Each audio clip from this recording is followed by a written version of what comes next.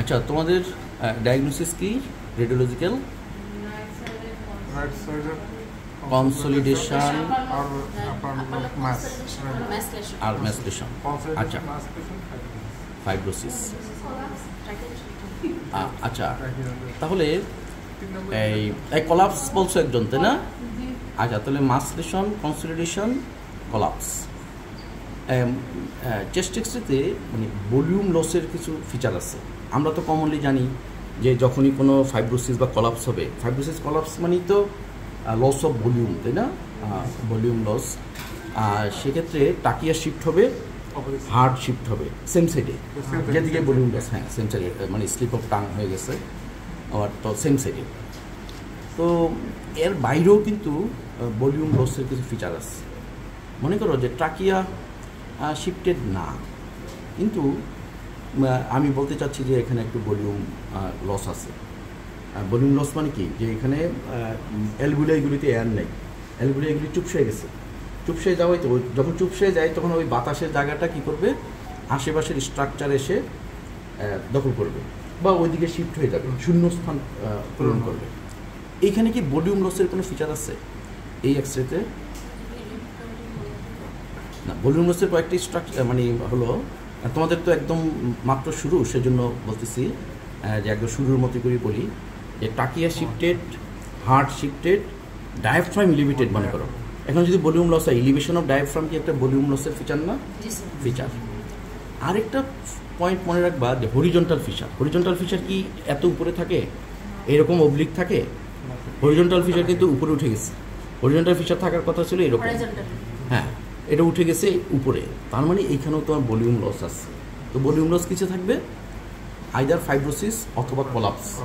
কিন্তু এটা ফাইব্রোসিস আমরা এই জন্য বলবো না যে ফাইব্রোসিসে সাধারণত হেটারোজেনাস আনহেলদি এরিয়াস থাকে, তাই না? ফাইব্রোটিক ব্যান্ড, একটু সাদা একটু কালো, এইগুলি একটা আনহেলদি এরিয়া। কিন্তু আমরা কিন্তু সেরকম পাচ্ছি না, একদম হোমোজেনাস সেটা পাচ্ছি। তাহলে যেটা অশ্বিন যেটা বললা যে মাসলেশন, ডেফিনেটলি মাসলেশন আছে এই রেডিওলজিক্যালি যা মনে হচ্ছে, but that secondary as a complication or consequence of that mass lesion there is upper lobe collapse here. এবং আপার লোব কলাপসের ফিচার কিন্তু এরকমই হয়। একটা অনেক সময় আছে না যে গোল্ডেন এস সাইন বলে, সবসময় কিন্তু পাওয়া যায় না, কিন্তু হরিজন্টাল ফিচারটা উপরে উঠে যায়। যখন আপার লোব কলাপসের সাথে হাইলার কোনো মাস থাকে তখন তোমার একটা গোল্ডেন এস সাইন আমরা পাই, আর সেটা এখানে নাই।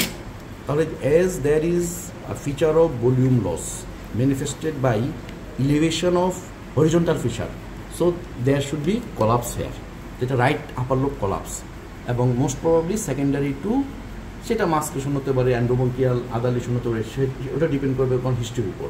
সেই জন্য তোমার পেশেন্টের হিস্ট্রি নিতে হবে। এটা যদি তোমার মনে করো একটা, ধরো আমরা এইজ জেন্ডার কিছু জানি না, যদি একটা বাচ্চা হয় হতো, মনে করো যদিও বাচ্চার এক্সরে না, এটা ফরেন বডি দিয়েও হতে পারে, তাই এটা বাইরের কম্প্রেশন দিয়েও হতে পারে, এটা অ্যান্ড্রোবঙ্কিয়াল লিশন দিয়েও হতে পারে। এটা ব্রঙ্কোস্কোপি করলে বা সিটি স্ক্যান করলে আমরা সেটা বুঝতে পারবো যে সেটা মাসলেশন নাকি আদার লিশন, এক্সটেন্সিভ কম্প্রেশন নাকি ইন্টেন্সিভ লিশন নাকি ওয়ালের মধ্যে কোনো প্রবলেম সেটা। তাহলে আমি আবার আরেকটা পয়েন্ট বলা হয় নাই ভলিউম লসের, হাইলাম কোথায় থাকে নর্মালি? হাইলাম থাকে, রাইট হাইলাম উপরে থাকে নাকি লেফট হাইলাম উপরে থাকে?